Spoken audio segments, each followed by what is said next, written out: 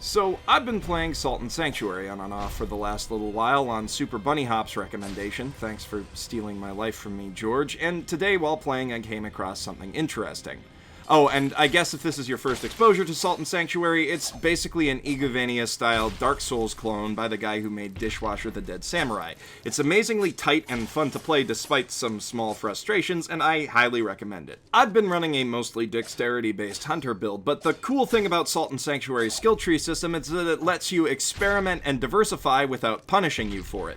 So on the side, I've also been leveling up my cleric skills because prayers seem nifty, basically. And I wasn't using my focus for anything anyway. So after beating the third lamb in the Dome of the Forgotten, I finally had enough black pearls to start using level 4 prayers, including a badass vertical AoE attack called Ray of Searing. I'd been waiting to try this thing out for ages, so I decided to give it a whirl next to the Sanctuary altar for easy focus recovery. Then, all of a sudden, I'd gained 1600 salt, and I realized that directly above the Sanctuary were 4 Whispermen, who are invisible but have low health and drop 400 salt when they die. And Ray of Sanctuary was just enough to kill them on one hit because apparently it goes through ceilings. And then I realized that all enemies respawn whenever you use a Sanctuary, and since I didn't even have to really move from that spot, I could farm for salt as quickly as I could mash circle and R1. Using this trick, I managed to rack up 100,000 salt in just 7 minutes, and so can you!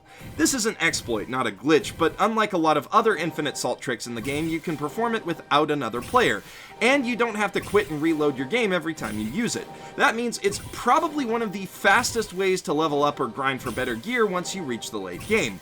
It does, however, lead into a glitch, which I kind of discovered by accident. After I hit 100,000 salt, my Ray of Searing randomly stopped working, and I had no idea why. Turns out it was because in dying, the Whispermen drop loot, and after a certain point, that loot hits the limits of the game's particle effects budget. And once that happens, you won't be able to cast Ray of Searing because with all those particles loaded, it might crash the game. So once you've racked up about 100,000 gold, you have to go up and clean out the Whispermen's bodies. There aren't any tough enemies or anything on the way there, but it is a bit of a pain. On the bright side though, the items are pretty useful and can be sold for effectively infinite gold. So, to recap, Step 1, learn Ray of Searing as a cleric. Step 2, go to the Dome of the Forgotten Sanctuary. Step 3, select Ray of Searing and then alternate mashing circle and R1 until you stop being able to cast it. Step 4, clear out the corpses. Step 5, rinse, repeat. I'm probably not going to use this for anything other than crafting endgame weapons because I don't want to detract from the game's challenge, but if you find yourself getting stuck in Salt and Sanctuary's endgame, this could be your way out of that. Anyway, thanks for watching. This is Jeff Thu, professional shitbag, signing out from my mother's basement.